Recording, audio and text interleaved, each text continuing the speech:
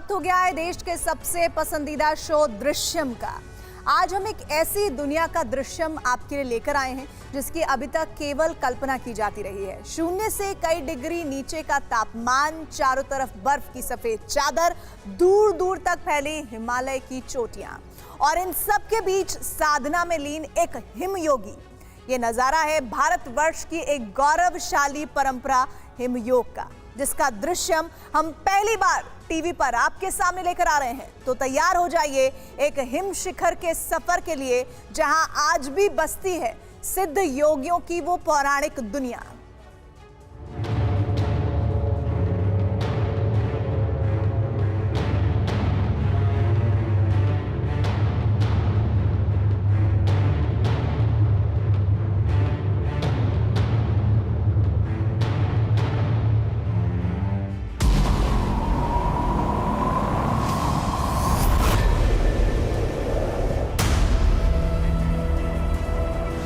हम हिमालय के पर्वतों पर थे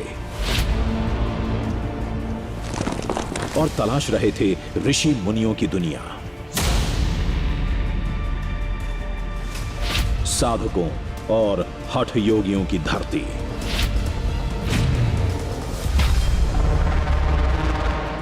इस सफर में हमारी मुलाकात हुई एक हठ योगी से।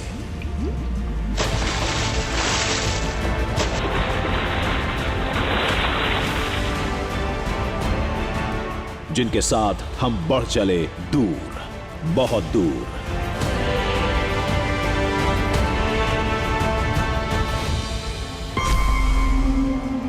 हिमालय की उस ऊंचाई की तरफ जहां योग और साधना की वो पौराणिक दुनिया आज भी मौजूद है।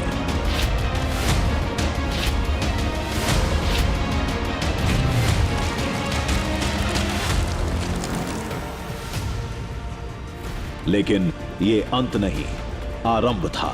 यहां से आगे का सफर शुरू होने वाला था।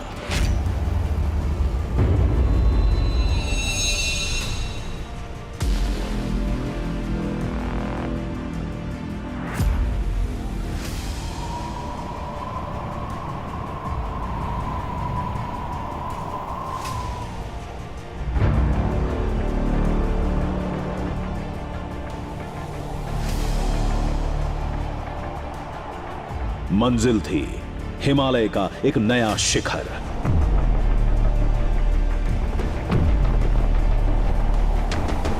और लक्ष्य था हिम योगियों की धरती का वो दृश्यम जो भारतवर्ष ने सुना तो है मगर देखा कभी नहीं।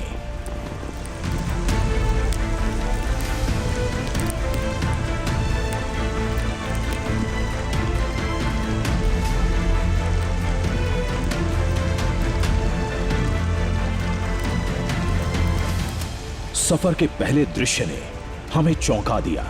-5 डिग्री सेल्सियस तापमान, भारी हिमपात के बीच, बगैर किसी गर्म कपड़े, बिना कांपे, हठ योगी साधना में लीन थे।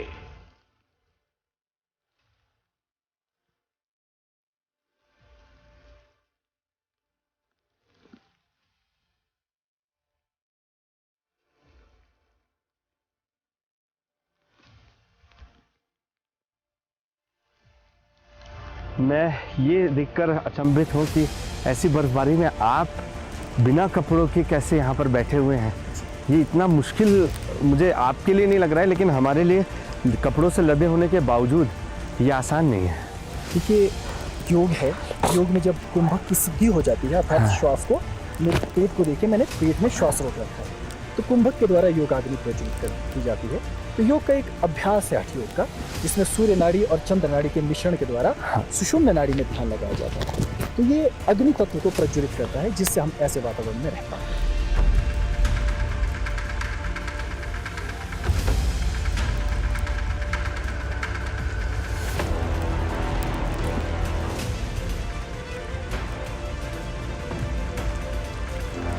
जंगल की दुनिया खत्म हो रही थी और हिमालय का बर्फीला दरबार सामने था।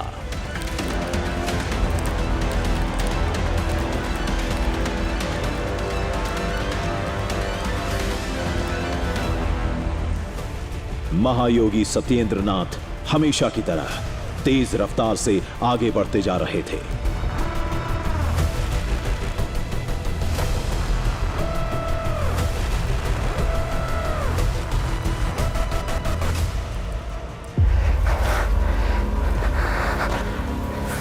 लेकिन घास पर जमी बर्फ ने हमारी रफ्तार को थाम लिया था।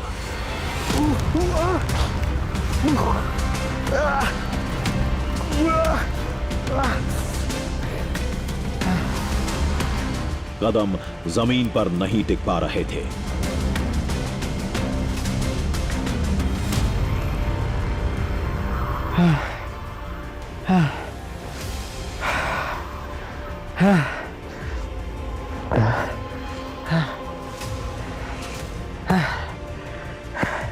समझ नहीं आ रहा है आगे कैसे बढ़े। थोड़ी सी गलती और हाथ फिसल कर कहाँ तक नीचे आ जाते हैं पता नहीं चल रहा है। आवाज रुक रही है, सब कुछ थमता जा रहा है। कोशिश जारी रखनी होगी। जाना ऊपर है लेकिन एक कदम चलते हैं और फिसल कर आप कितने कदम नीचे आ जाते हैं ये नहीं मालूम है। योगी ऊपर पहुंच गए, मैं उनसे कितने मिनट या कितने घंटे दूर हो गया हूँ मुझे नहीं मालूम।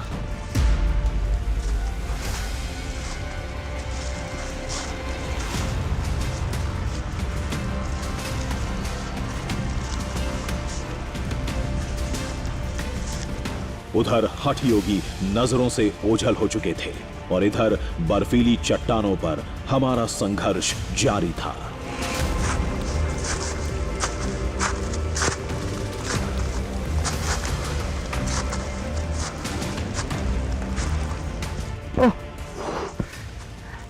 यहाँ से फिसलना यानी मौत की खाई में समा जाना है। नीचे गहरी खाई है, अगर ये पेड़ की टहनियाँ नहीं होती तो शायद बर्फ की वजह से जो फिसलन यहाँ पर पैदा हुई है उसकी वजह से हम इस खाई में समा जाते।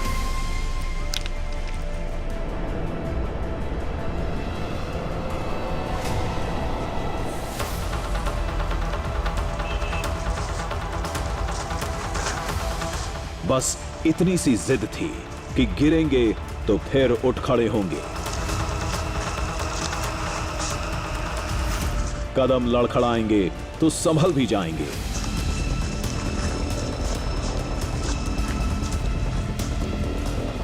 लेकिन हर कीमत पर खोज कर लाएंगे हम हिमालय के शिखर पर हठ योग का दृश्य।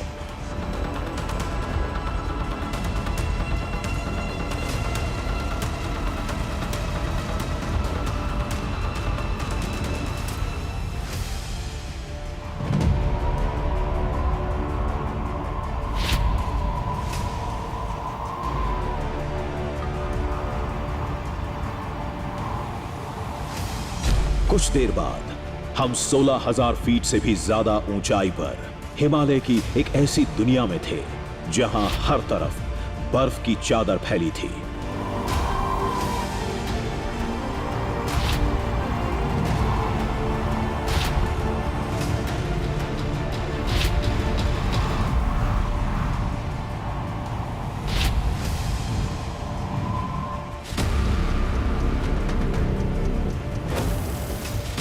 हठ योगी बहुत आगे निकल चुके थे, अब उन्हें खोजने में कोई दिक्कत नहीं होगी।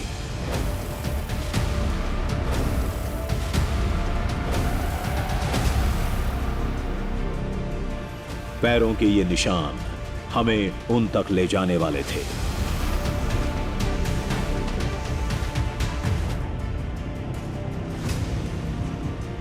आगे बर्फ का शिवलिंग मिला, मतलब हठ योगी यहीं कहीं आसपास ही थे।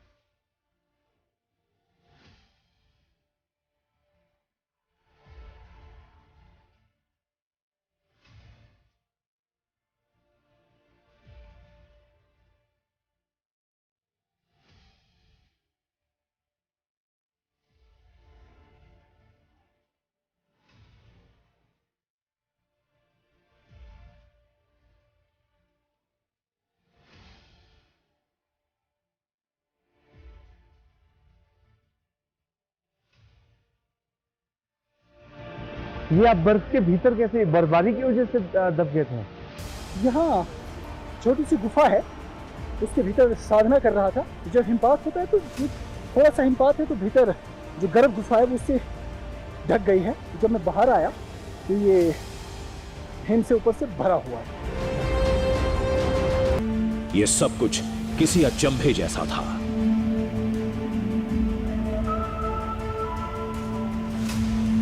बर्फीले पर्वतों के बीच शून्य से कई डिग्री नीचे का तापमान और सिर्फ योग की अलग अलग मुद्राएं।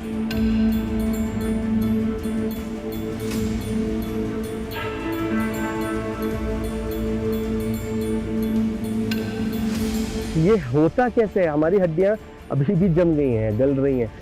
आपको कोई फर्क नहीं पड़ रहा है इस बर्फ से? देखिए हमारा शरीर है, ये त्वचा है, जब ये ठंड के संपर्क में आएगी तो इसको ठंडी तो मिलेगी, लगेगी ही, लेकिन जब हम त्वचा को मार्जन करते हैं, जिस प्रकार से कोई मालिश करता है, इस प्रकार से अपने शरीर का मार्जन करना पड़ता है कुछ देर के पश्चात। और फिर प्राणायाम ऐसे देखिए,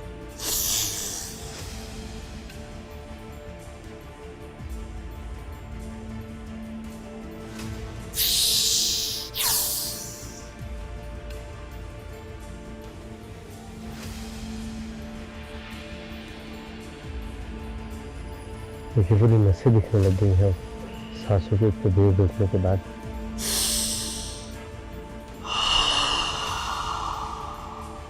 तो प्रणाली है। तो जैसे जैसे हम आगे बढ़ेंगे वैसे वैसे हमें योग के जो विभिन्न चरण होते हैं, प्राण को लेना, प्राण को स्तंभित करना और अपनी शिराओं में रक्त को प्रवाहित करना।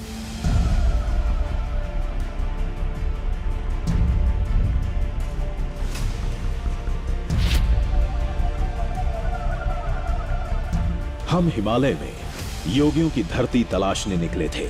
कई दिन लगेंगे ये तो हम जानते थे, लेकिन ये सफर आखिर कहीं तो खत्म होगा।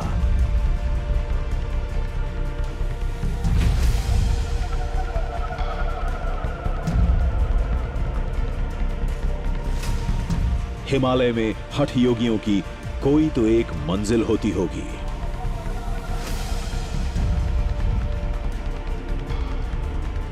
मुझे लग रहा है हम टॉप पर पहुंच गए स्वामी जी। क्या यही वो मंजिल है जिसकी तलाश करते हम यहाँ हैं? ये तो आपका पहला पड़ाव भर है। अब आप देखिए जहाँ से हम आए, अभी हमें जिस रास्ते पे जाना है वो ये है। यहाँ से ये आपको पहाड़ी दिख रही है, ये ऐसे करते आराम से, ये देखिए ये पहाड़ी करते हुए वो आपको वो पीछे एक पहाड़ दिख रहा है बादलों के पास, वो सबसे बड़ा जी, उससे पीछे नीचे उतरते हुए हम सबसे पार जो आपको टीला दिखाई दे रहा है, हाँ।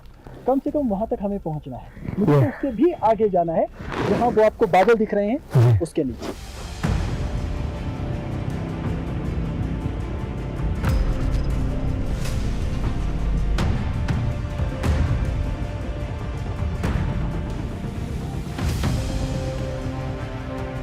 हठ योगी की मंजिल अभी दूर थी, नजर भी नहीं आ रही थी। पता नहीं कितने दिन लगेंगे, लेकिन मंजिल का पता पाकर हमें थोड़ी तसल्ली जरूर हुई। अभी हमारी मंजिल कम से कम अब नजर आने लगी है। वो सबसे बड़ा पहाड़ आपको नजर आ रहा है, जिस पर बादल अपना दावा इस वक्त ठोकते नजर आ रहे हैं। ऐसा लग रहा है कि बादलों का ही बस वहाँ पर बसेरा है, लेकिन जो चीज़ आपको यहाँ से नजर नहीं आ रही है वो वहाँ पहुँचने के बाद नजर आएगी, और वही हमारा दृश्यम है। दरअसल वो स्थान है जहाँ पर तमाम हठ योगी सैकड़ों नहीं हजारों साल से तप करते रहे हैं।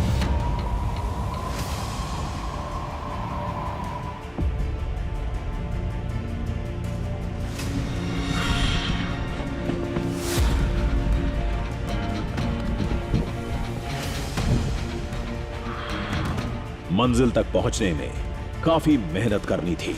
हठ योगी तो हर हालात से बेअसर थे, लेकिन हमारी हालत खराब थी।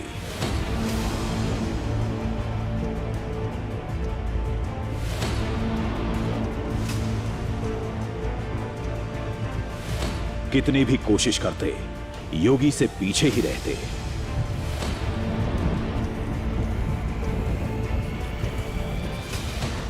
देखिए पूरी सफेद बर्फ में सिर्फ पैरों के निशान हैं। यही हमारे लिए जीपीएस है, यही हमारे लिए गूगल है, और ज़्यादा लेट नहीं कर सकते हम, क्योंकि समय के साथ बर्फ पिघलेगी तो ये निशान भी फीके पड़ सकते हैं। हठ योगी तो भूख प्यास से परे थे, लेकिन हम ठहरे साधारण इंसान। थकान के साथ भूख प्यास ने हालत खराब कर दी थी।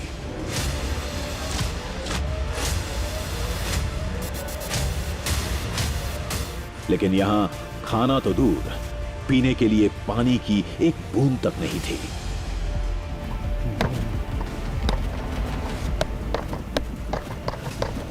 दूर से ऐसा लगा कि ये पानी है। दरअसल ये पानी का एक कुंड तो था, लेकिन ठंड की वजह से ये पूरी तरह जम चुका है। हमें उम्मीद थी कि हम ये पानी पीकर अपनी प्यास बुझा सकते हैं, लेकिन ऐसा संभव नहीं है। हमें अभी और इंतज़ार करना पड़ सकता है। सोचिए कि आसपास इतनी बर्फ़ है, फिर भी हम प्यासे हैं।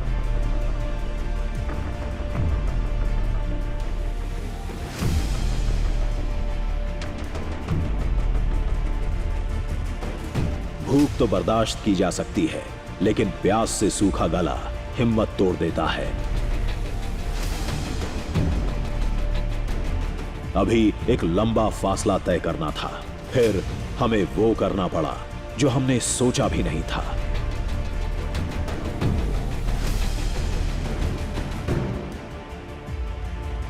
अब पानी नहीं पिएंगे तो शायद आगे हम नहीं चल पाएंगे।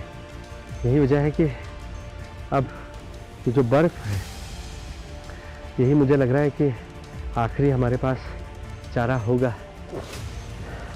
मुझे नहीं पता कि ये खाने शरीर के लिए ठीक होगा या नुकसानदायक होगा, लेकिन हाँ इतना पता है कि कम से कम गले को एक ठंडक मिलेगी और देखिए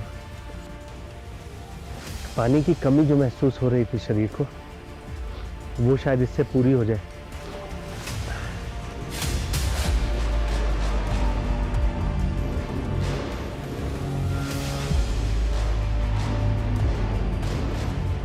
हमारे लिए भूख प्यास ही सबसे बड़ी चुनौती थी और योगी के लिए शिव साधना के संसाधन। लेकिन जहां चाह थी वहां राह भी निकली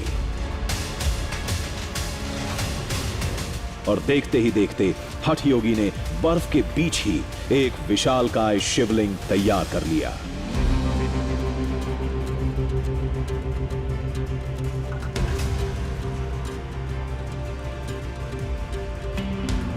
और फिर शुरू हुई हिमालय की गोद में बर्फीले पर्वतों के बीच एक योगी की अद्भुत शिव साधना।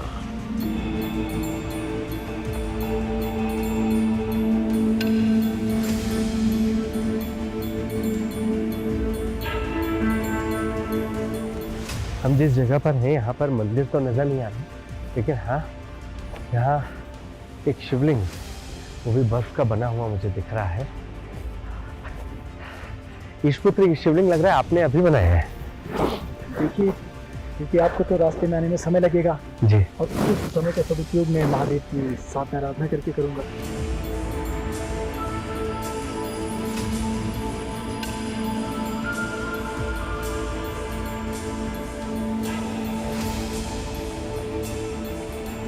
आप इन हाथों से इन बर्फ को कैसे समेट रहे हैं कि आपने 3-3.5 फीट या 4 फीट का ये शिवलिंग खड़ा कर दिया? बताता हूँ, ये बहुत सरल होता है। आप बस कहीं से भी थोड़ा सा बर्फ इस प्रकार से पहले ले लें, इसको आप इकट्ठा कर लें।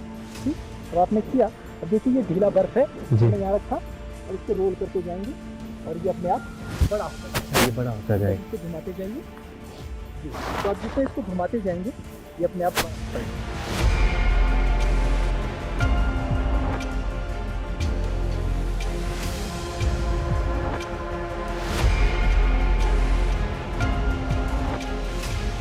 हमारी और हठ योगी की दुनिया अलग थी। उनकी साधना में हर मुश्किल का जवाब था। हमारे लिए ये सब कुछ टीवी पर कैद करना किसी तपस्या से कम नहीं था।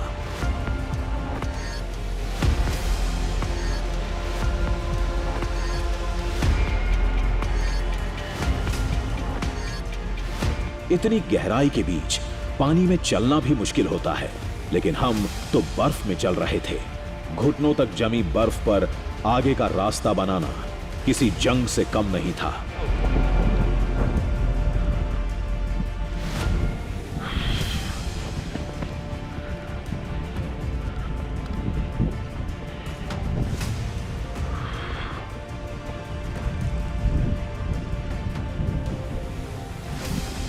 अब यहाँ ऑक्सीजन कम हो गई है।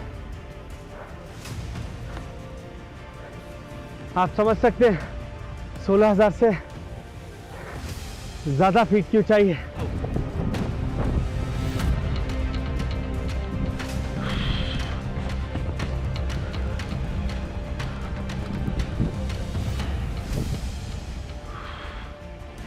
हमारे कदम रुकते तो हठ योगी की रफ्तार भी थम जाती, लेकिन धीरे धीरे ही सही हम बढ़ते जा रहे थे।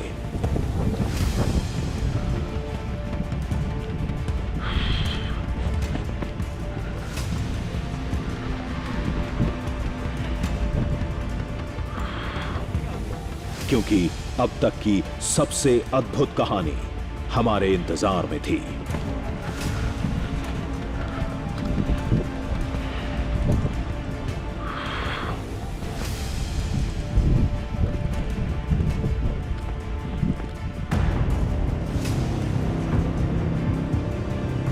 आपने बेसिक ट्रेनिंग भले ली हो, लेकिन आपके कमर तक या घुटनों तक जब बर्फ हो तब आपका पाँव फंस जाता है इन बर्फ में और घुटना मुड़ने का डर रहता है।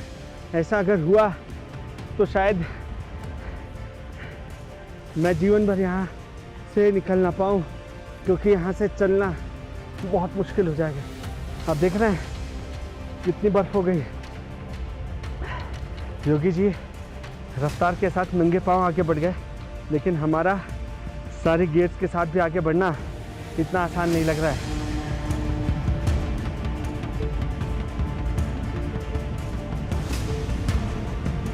हिमालय में योगियों का अंतिम पड़ाव, जहां योग और साधना की पौराणिक दुनिया मौजूद है, वो अभी कोसों दूर थी।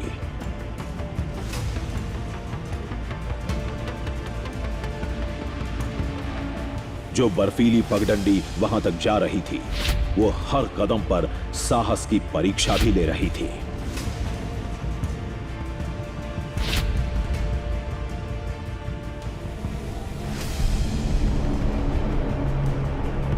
अगर मैं आपसे कहूं कि मैं झरने के ऊपर खड़ा हूं तो शायद आप यकीन ना माने, क्योंकि आप पूछेंगे पानी कहाँ है। ये देखिए, ये वो पानी है जो झरने से कल तक बह रहा होगा या कब बह रहा था मुझे नहीं मालूम, और ये बहुत भारी तो है ही, संभालना बहुत मुश्किल है इसका।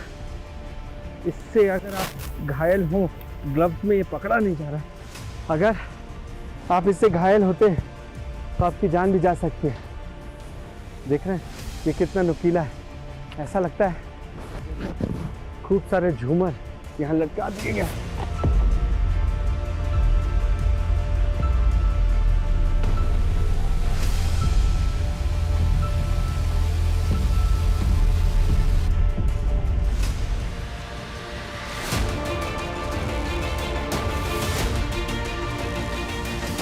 हम इस अद्भुत नजारे को देख ही रहे थे कि दूसरा अद्भुत नजारा सामने था।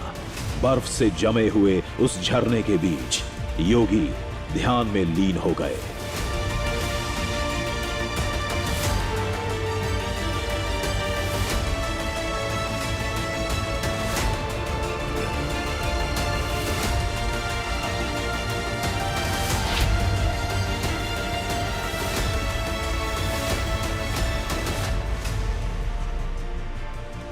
सोचा जब तक योगी ध्यान में है, हम आगे की चढ़ाई शुरू कर दें।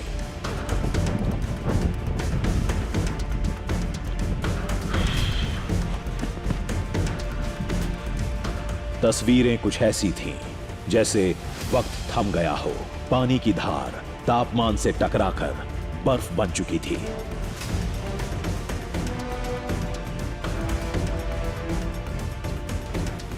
एक कदम में जिंदगी और मौत दोनों लिखी जा सकती है। नीचे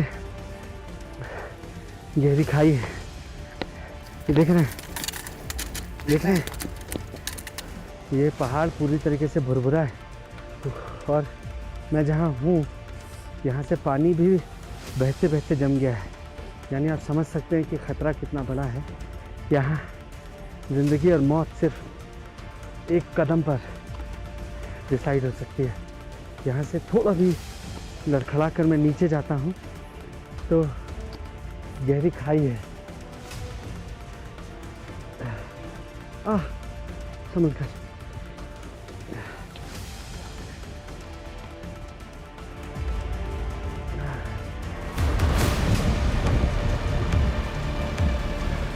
हम हठ योग की दुनिया के सफर में थे और आगे बढ़ते रहने का हठ ही सफर की सबसे बड़ी शर्त थी।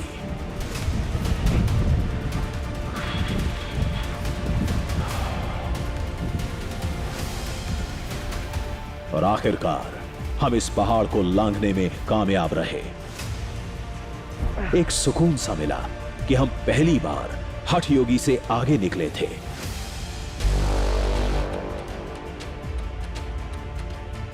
लेकिन नजर मिली तो हमारी गलतफहमी दूर हो गई।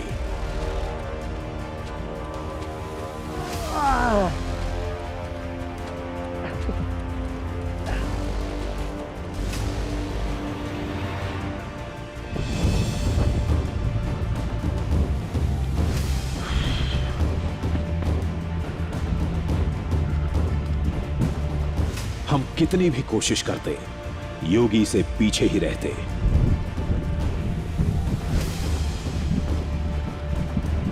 बर्फ उम्मीद से ज्यादा थी। हमने सोचा पीछे भी रहे तो क्या हुआ, पैरों के निशान से उन्हें खोज लेंगे। वैसे भी हमारे सिवा इस इलाके में कौन है।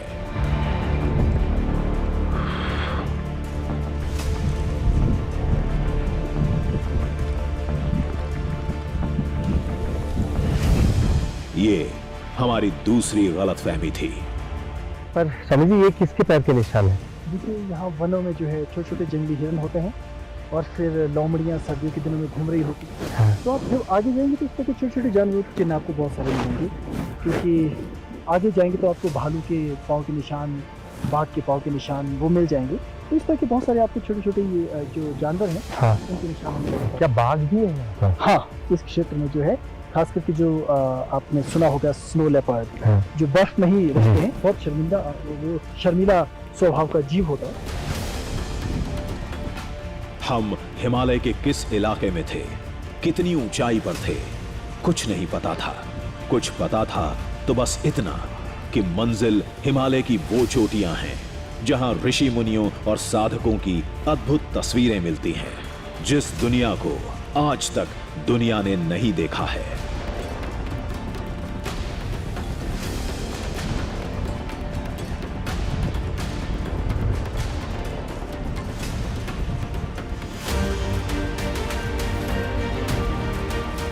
हमारे लिए मंजिल सब कुछ थी और योगी के लिए सफर भी एक साधना थी।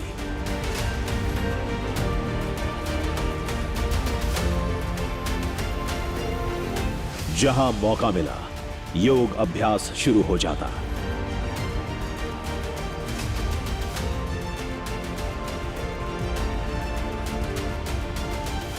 लाख कोशिश के बावजूद हम रफ्तार में योगी का साथ नहीं दे पा रहे थे।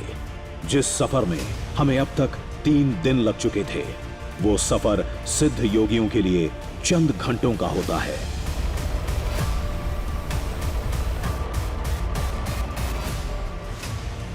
हमें सब कुछ कैमरे पर रिकॉर्ड करने की बेकरारी थी और योगी को मंजिल पर पहुंचने की जल्दी।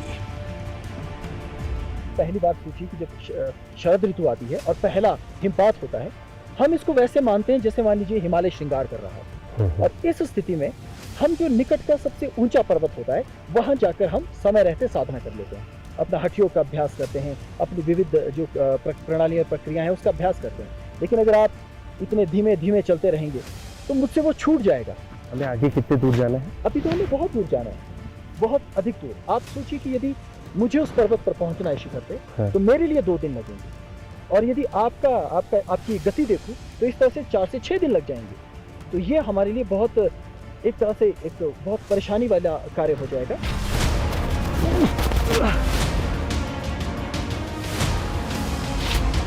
लगता है कि मैं गलत चल गया। यहाँ से ऊपर जाना संभव नहीं।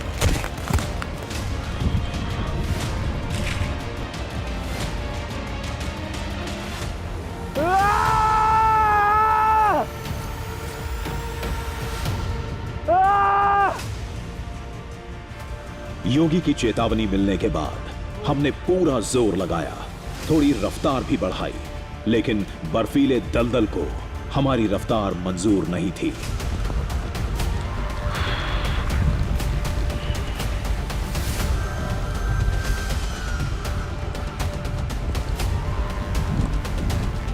भूख और थकान से हालत खराब थी, लेकिन हमने हठ योगी का साथ नहीं छोड़ा।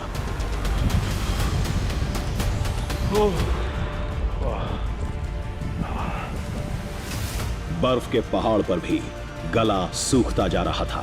पानी नहीं मिलता तो बर्फ खाकर काम चला लेते।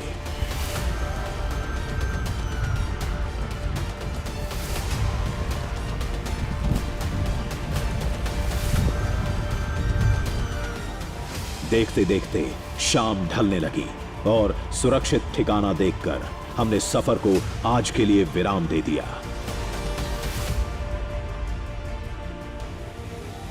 हमने बर्फीले पहाड़ के बीच ही अपना आशियाना सजा लिया और हठ योगी रात की साधना के लिए किसी गुफा की तलाश में निकल गए, इस वादे के साथ कि सुबह की पहली रोशनी होते ही वो हमें टेंट के बाहर मिलेंगे और आगे का निर्णायक सफर शुरू होगा।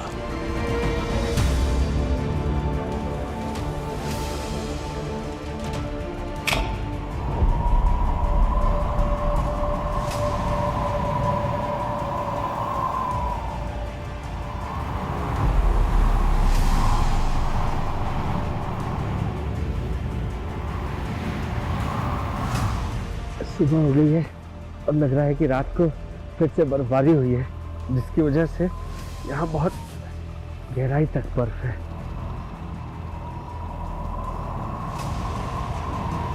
हठ योगी कहीं नहीं दिखे। सोचा किसी गुफा में होंगे, किसी साधना में लीन होंगे। योगी जी कहाँ है? योगी जी, ईश पुत्र! योगी जी किधर गए? अजय, पांव के निशान उनके दिख रहे हैं लेकिन वो नजर नहीं आ रहे। योगी जी, ईश पुत्र!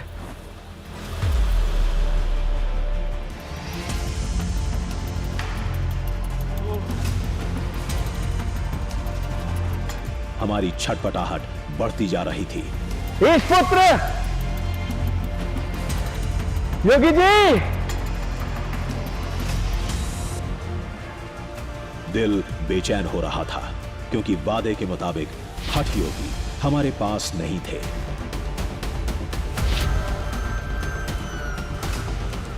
योगी जी के पांव के निशान यहाँ दिख रहे हैं, लेकिन ये ऊपर हिमालय की और ऊंची चोटियों की ओर जाते दिख रहे हैं, वो कहीं नजर नहीं आ रहे हैं। शायद ऊपर जाना और कठिन होगा और चुनौतियों से भरा होगा। यही वजह है कि ईश पुत्र हमें ऊपर लेकर जाना सही नहीं समझ रहे थे और उन्होंने हमें यही छोड़ना मुनासिब समझा है।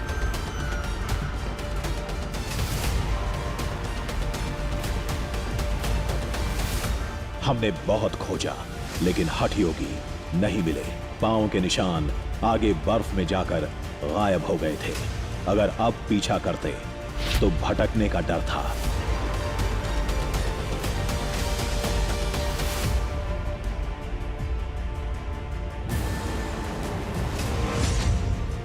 हम कोशिश करते, थोड़ा और आगे बढ़ते तो शायद योगी को खोज सकते थे, लेकिन शायद ये मुनासिब नहीं होता।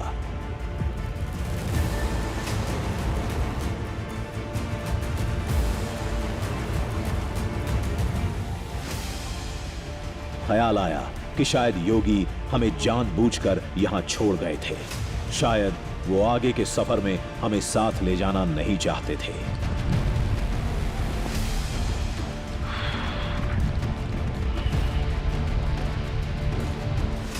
अपनी कहानी के लालच में एक योगी की साधना में खलल डालना हमें ठीक नहीं लगा। इसलिए कुछ घंटों तक इंतजार के बाद हमने हठ योगी का इंतजार करना बंद कर दिया और वापस लौटना बेहतर समझा। ये वो हिमालय है जहां लाखों ऋषियों ने, लाखों सिद्ध पुरुषों ने कड़ी तपस्या की, और आपने देखा कि चाहे जंगल हो, चाहे पानी हो, चाहे बर्फ हो, किन कठिनाइयों से होकर गुजरना पड़ता है, तब जाकर कोई सिद्ध बनता है। और ये दृश्य हम आपके लिए लेकर आए थे।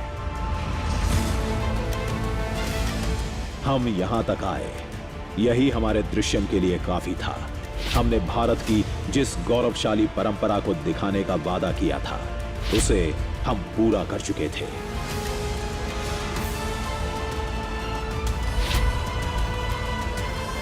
हमने देखा हिमालय के जंगलों से लेकर बर्फीले पर्वतों तक तपस्या, साधना, योग, जो भारतवर्ष की सदियों पुरानी परंपरा है, उसे ऐसे तमाम हठ योगी आज भी हिमालय के सबसे कठिन इलाके में कैसे जिंदा रखते हैं।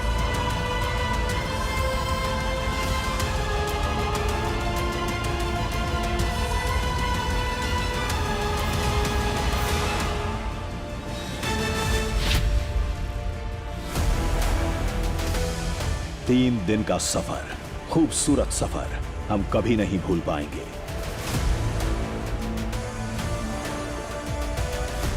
न वो जंगल, न वो साधना,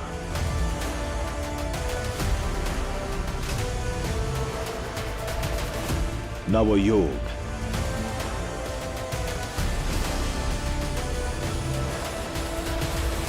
न वो योगी।